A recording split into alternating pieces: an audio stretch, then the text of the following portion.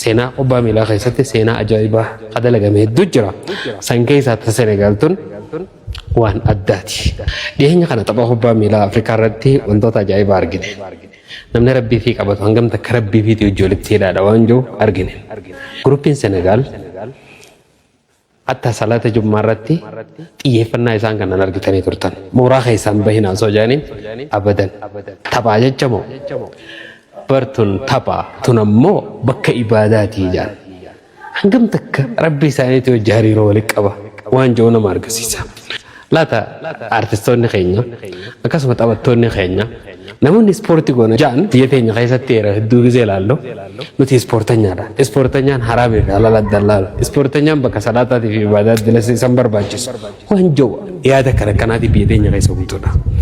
Meesin warri waan kana daawwachaa turtan gara ibaadaatiin gara rabbii fi hojii hariiroo walitti qabaachuutiin namni rabbii fi qabaachuutii wajjin maaltu isin adda gahan?